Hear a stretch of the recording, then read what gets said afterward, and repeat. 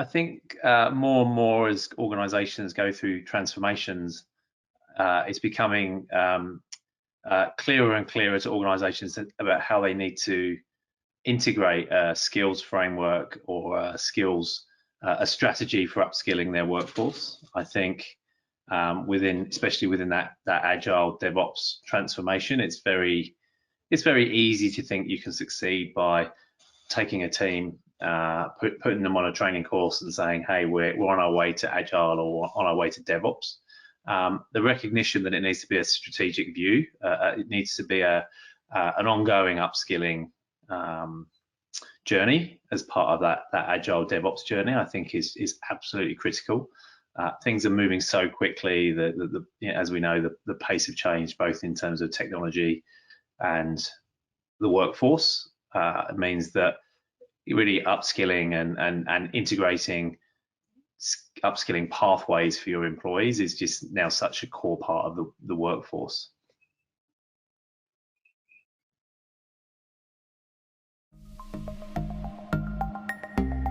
Yeah, I think as we, again, as always with executives, it's about the results. It's around the data, around the educating them to the kind of benefits of moving to whether it's agile, whether it's DevOps more specifically, and within RMIT Online, we work with a lot of executive leaders locally in Melbourne and in Australia, and again more and more as they realise that the upskilling piece is within there. I think leaders, managers within the organisation, you just need to kind of see some of the kind of case studies of organisations that have executed and really reap the benefits of a DevOps culture through continuous delivery, through faster speed to production, removing some of that red tape, and of course the kind of benefits to the culture of the organisation, which is so key. So I think when representing and influencing executives, start with the examples, the case studies, the benefits of DevOps for the organisation, for the influence and the impact it can have on addressing the rate of change that's happening in the workforce and in technology. So start there. Start with we can move deployment cycles from monthly or quarterly down to ultimately to continuous delivery and continuous deployment. That's going to have a benefit, and then really I think with the short course that we focused on with the DASA content, it really was focused on in some ways the business benefit of DevOps and really the cultural impacts to the organization, the sense of autonomy, the sense of energy it can bring to a team by breaking down those silos, and that's reasonably well known within the kind of broader agile framework, but connecting that into DevOps and allowing empowering teams to work within an environment where they feel empowered to make change and they're not kind of bogged down in red tape and long release cycles. So those two things I think are just so key. The kind of results and the results of the process alongside the impact on the teams and the culture, to me, are really the key messages I would be giving to an executive and allowing them to translate that into an understanding of why they would adopt DevOps for their organisation.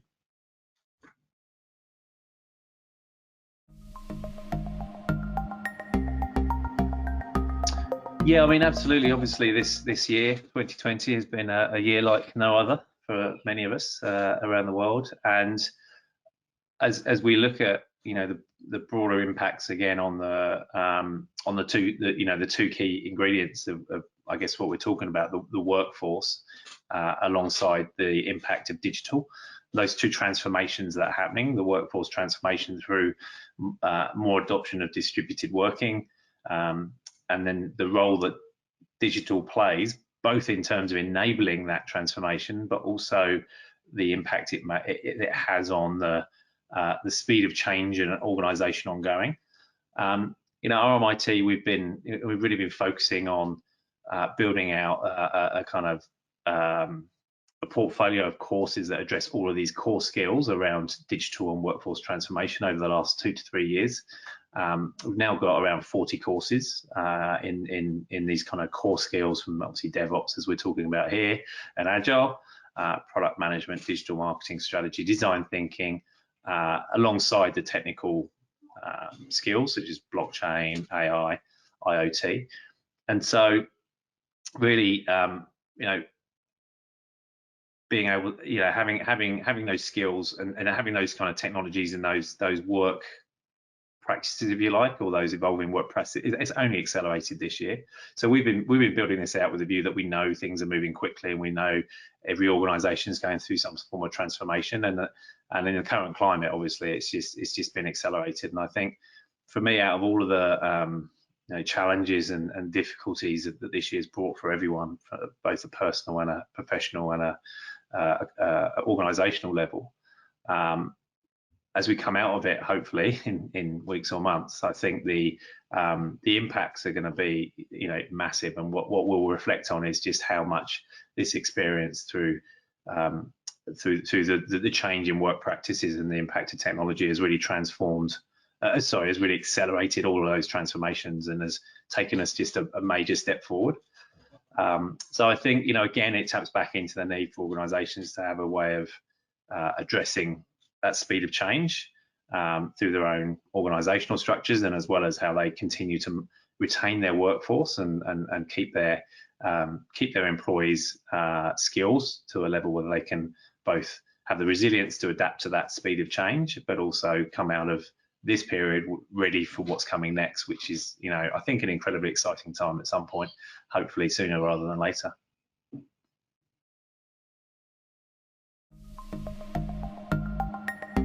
So we first spoke with DASA, I think it was the beginning of 2019. So at RMIT Online, as I mentioned, as we look at you know, what are the skills, what are these in-demand skills, and you know, where do we focus our attention for the next kind of solution to upskill the workforce. DevOps was up there. You know, I've got a personal connection to DevOps, and as a digital product person, been working in digital product for around about 12 years. Worked in previous organisations in a, you know, a very mature DevOps environment, so I can really see the benefits. But we also then, you know, we speak to our industry partners. On this particular course, we partnered with ThoughtWorks, who are a leading consulting organisation or service organisation in Australia, one of the leading voices in DevOps. So we partnered with, we spoke to ThoughtWorks. They fully supported the need for a course in this area of how to implement DevOps in your organisation. And through that conversation with DASA, you know, what that really brought us was this really robust framework and model and structure around, for us, what we needed, I guess, from DASA was the fundamentals of DevOps to somebody who didn't really know what DevOps was or is.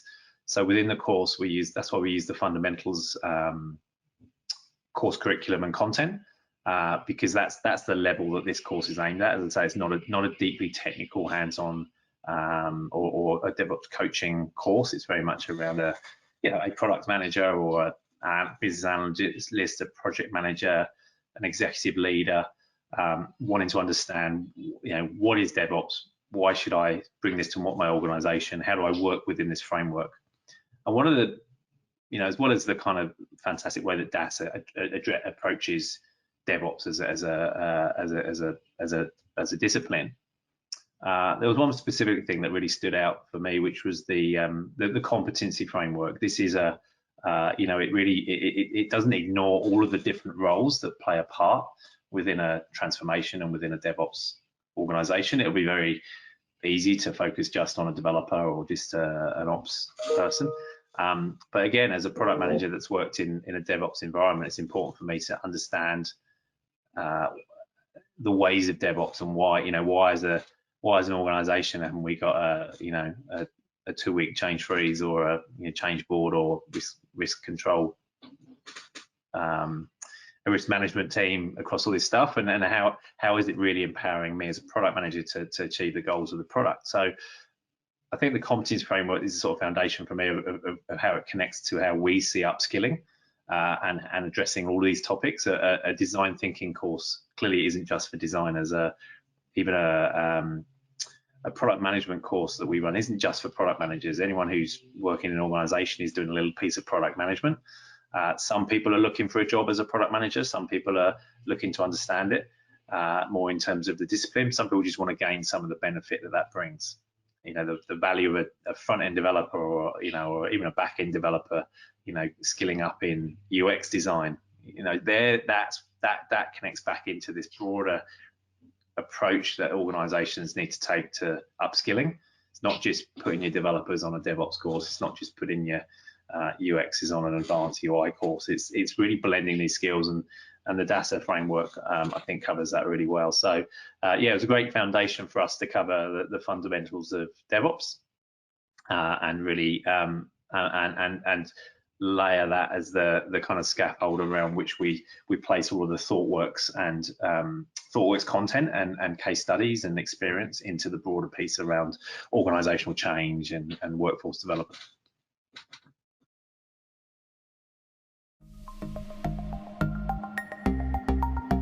I think one of the big trends at the moment is specifically around micro-credentialed skills. So, the traditional, way of, outside of the formal accredited university sector, the formal way of, going on a one-week course or completing a MOOC with a certificate.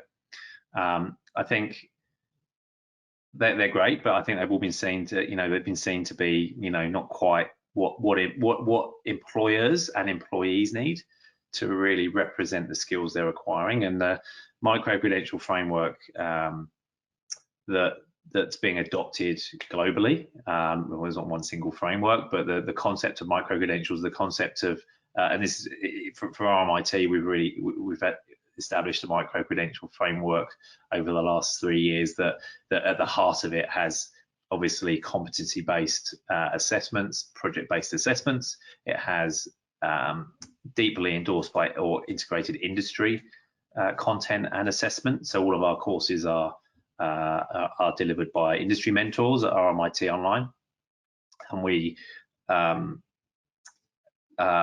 sort of value highly that integration of industry and the expertise that brings. And then with a robust design framework and student experience around that, both in terms of how we design the course, how we teach the course, and how we give the micro-credential the integrity it needs in terms of learning outcomes and levels of learning. So all of this wrapped up into a micro-credential is really, the power of that for organizations especially is being able to give their employees a robust, if you want to call it a currency for their skills, so they can now represent their skills that they acquire through their role in this digital badge format, if you like, in a robust way, recognised by one of the largest universities in Australia, in our case at RMIT. And I think, again, I'll always connect it back to what this means for the organisation as they approach their upskilling, and what it gives them is this really robust framework for both upskilling and recognition, which then helps with staff retention. It helps with obviously their own outcomes as a business in terms of the skills. So while micro-credentials is just a kind of currency on top or a digital representation, it really is at the heart of the integrity and the representation of upskilling. So that's a big thing. I could talk for hours on micro-credentials, and there's a lot of conversations happening around Australia and globally around the micro-credential world. Beyond that, I do think it's really organisations focusing on those core skills that they need as a business to grow, and whether that's technical, whether it's strategy course, whether it's design thinking, or creative thinking, creative essentials. I think these are again, this recognition that it is a accumulation of skills rather than a specific prescribed training course for a specific role. I think that's the real piece that's evolving as well.